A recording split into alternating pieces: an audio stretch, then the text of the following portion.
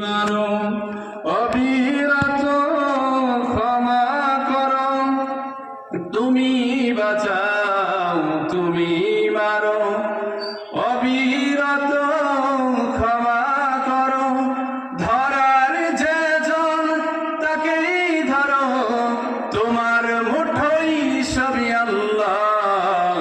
সুবহানাল্লাহ আলহামদুলিল্লাহ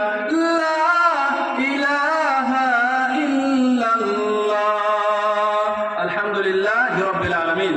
সমস্ত প্রশংসা কার জন্য? আল্লাহ তাআলার জন্য। আল্লাহ রাব্বুল আলামিন আজকের এই মাহফিলকে কবুল করুন, সকলে বলেন আমিন। আজকের মাহফিলের সম্মানিত সভাপতি, প্রধান অতিথি, প্রধান মেহমান এবং দায়িত্বশীল যারা আছেন, আমাদের মুহতামিম হুজুর এবং শিক্ষক বৃন্দ, ছাত্র বন্ধুরা, এলাকার প্রিয় মুসলমান ভাই এবং বোনেরা, সকলের প্রতি আন্তরিক সালাম। আসসালামু আলাইকুম ওয়া রাহমাতুল্লাহ। আল্লাহ রাব্বুল আলামিন বলেন, লাইন শাকারতুম লাযীদান্নাকুম ওয়া লাইন কাফারতুম ইন্না আযাবি লাশাদীদ।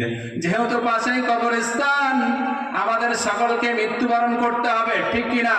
এর থেকে কোনো সত্য আর কোনো কথা হতে পারে না। আল্লাহ রাব্বুল আলামিন বলেন, কুল্লু নাফসিন যায়িকাতুল মাউত। মৃত্যু হবে, মরণ থেকে পালানোর সুযোগ কিন্তু আমরা পাবো না। পাবো নাকি প্রিয় ভাই? সম্মানিত এলাকাবাসী, এই মাদ্রাসার মাহফিল, এতিমখানার মাহফিল, গোরস্থানের মাহফিল বলে ছেড়ে দিয়েন না। এই মাহফিলটা আজকে জান্নাতের বাগান। সুবহানাল্লাহ।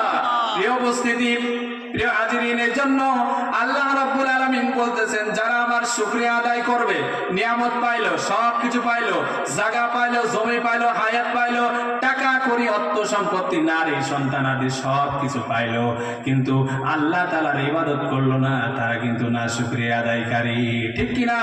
এই জন্য শুকরিয়া আদায় করবেন তো নিয়ামত বৃদ্ধি হবে, হায়াত বেড়ে যাবে, রিজিক বেড়ে যাবে, সন্তান সন্ততি নেককার হবে। সুবহানাল্লাহ।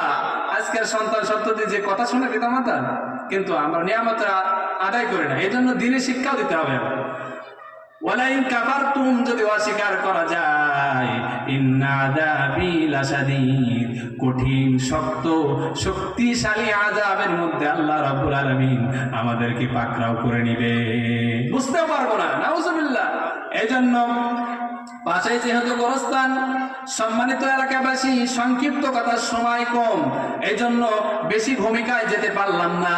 আমাদেরকে পাপ থেকে বাঁচতে হলে কয়েকটা পয়েন্ট আমাদের